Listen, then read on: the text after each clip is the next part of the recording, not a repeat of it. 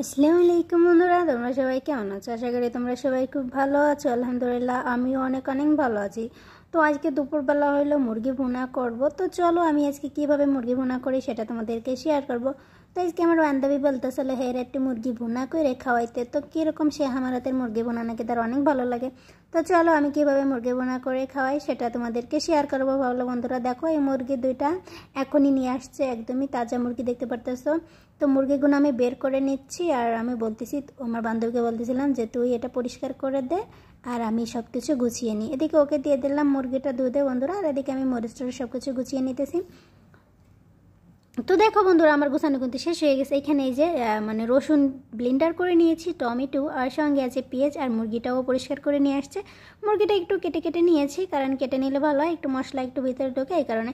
এদিকে দেখো বন্ধুরা, চাউলটাও পরিষ্কার করে দিয়েছিল। এই যে চাউলটা দেখো পরিষ্কার করে রেখে দিয়েছি আমি, যেহেতু বাসমতি চাউলটা একটু আগের থেকে পরিষ্কার করে ভিজিয়ে রাখতে হয়, তাহলে ভাতটা অনেক ভালো হয় বন্ধুরা। তো চলো এদিকে দেখো মুরগিটাকের ভিতরে এখন আমি যে রসুন ব্লেন্ডার করে রেখেছিলাম, রসুনের ভিতর কিন্তু লবণও আমি দিয়েছিলাম।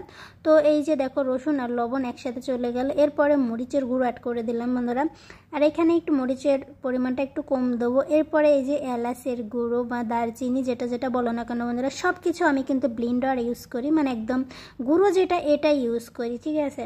তো দেখো এই যে ধনে গুঁড়ো মানে কি বলে এটাকে, জিরের গুঁড়ো আমি অ্যাড করে দিলাম। তো এরপরে এই যে এটাও কিন্তু এলাচের গুঁড়ো আমি অ্যাড করতেছি বন্ধুরা। সব কিছু কিন্তু একদম গুঁড়ো পাউডার দিয়ে রান্না করি আমি, বাটাবাটি করবে কে বলো। এরপরে অ্যাড করে দিলাম আদার গুঁড়ো আমি অ্যাড করে দিলাম, এটা কিন্তু আদার পাউডার। তো এই যে আদার পাউডার দেওয়ার পরে একটু লেবুর রস দিয়ে দিলাম। লেবুও ছিল না বাসায়, অল্প একটু লেবু ছিল, ওটা দিয়েই কাজ চালিয়ে নিলাম, কি আর করব। তো দেখো এই যে এখন আমি হাত দিয়ে সুন্দর করে মাখিয়ে আধা ঘন্টার জন্য ফ্রিজেও রেখে দিতে পারো, বাইরেও রেখে দিতে পারো। তো যেহেতু আমার হাতে সময় আছে, তো আমি ভাবলাম একটু ফ্রিজে রেখে দিই। এখন আমি একটা কড়াই গরম করে এর ভিতরে এখন আমি দিয়ে দেবো ঘি দিয়ে দেবো। তো আজকে রান্নাটা পুরো ঘি দিয়েই করব। আর তোমাদের কাছে ঘি না থাকলে তেল দিয়েও তোমরা করতে পারো বন্ধুরা। তো আমি ভাবলাম আজকে ঘি দিয়েই করি, প্রতিদিন তেল দিয়েই করি, মাঝে মাঝে ঘি দিয়েও করি। তো এই যে এখন আমি পেঁয়াজটাকে ঢেলে দিয়ে দিলাম। তো এখানে ছোট ছোট সাইজে 2টা পেঁয়াজ নিয়েছি আমি। এরপরে অ্যাড করে দেবো একটু কারি পাতা, এটা আমার অনেক পছন্দ এই পাতাটা, এটা আমি সব মানে তরকারিতে ইউজ করি যখন থাকে। তো এই যে একটু দিয়ে দিলাম। তো দেওয়ার পরে তো এখন আমি পেঁয়াজটাকে একটু লাল করে ফ্রাই করে নেব। তো এই যে দেখো বন্ধুরা, এখানে 2টা এলাচ দিয়ে দিয়েছিলাম আমি।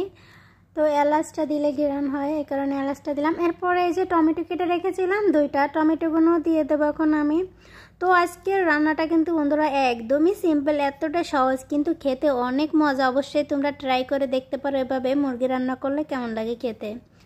তো এই যে দেখো এখন আমি একটু নাড়াচাড়া দিয়ে নিলাম। এরপর আমি এখন অ্যাড করে দেবো টমেটো। তো এই যে টমেটোটা অ্যাড করে দিয়ে দেবো এখন আমি। এরপর টমেটোটা দিয়ে কিছু সময় নাড়াচাড়া করে একটু ঢেকে রেখে দেবো।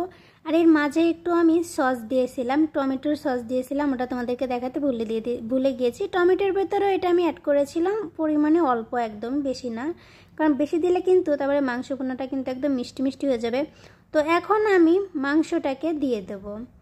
তো এই মাংসর ভিতরে যেহেতু আমার সব মশলা আছে, এই কারণে আর আমি এক্সট্রা করে আর কোনো মশলা অ্যাড করলাম না। তো এরপর এখন আমি সুন্দর করে ভুনা করে নেব, মানে একটু কষাই করে নিতে হবে। আর এই রান্নাটার ভিতরে আমি কিন্তু একদমই পানি দেব না, কারণ পানির পরিমাণটা অবশ্যই কম রাখতে হবে, নাহলে কিন্তু মজা লাগবে না, এই রেসিপিটা একদমই মজা লাগবে না। তো এই যে দেখো এখন আমি ঢেকে ঢেকে সুন্দর করে কষাই করে নেব, কারণ এমনিতেই কিন্তু তরকারিতে মানে মাংসের থেকে পানি বেরোবে, এই জন্য পানির পরিমাণটা কম থাকবে। তো এখন আমার বান্ধবীরা বলতেছিলাম তুই একটু ভিডিও করে দে, আমি একটু নাড়াচাড়া দিই। তো একটু ভিডিও করে দিচ্ছিল, আর দেখো আমি নাড়াচাড়া দিয়েছিলাম মাংসটা। তো এই যে এখন আমি সুন্দর করে কষাই করে নিতেছি মাংসটাকে।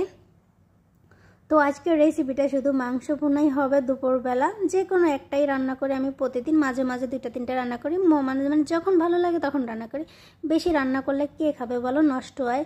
কারণ বিদেশের বাড়িতে কেউ নাই যে একটা খাবার রান্না ওয়েস্ট হয়ে গেল এটা কাউকে দেবো, কারণ এদেশে সেরকম কেউ নাই যে কাউকে দেবো। তাই জন্য আমি অল্প অল্প করে রান্না করি, কারণ আমার মুরগি হলে আর কিছু লাগে না।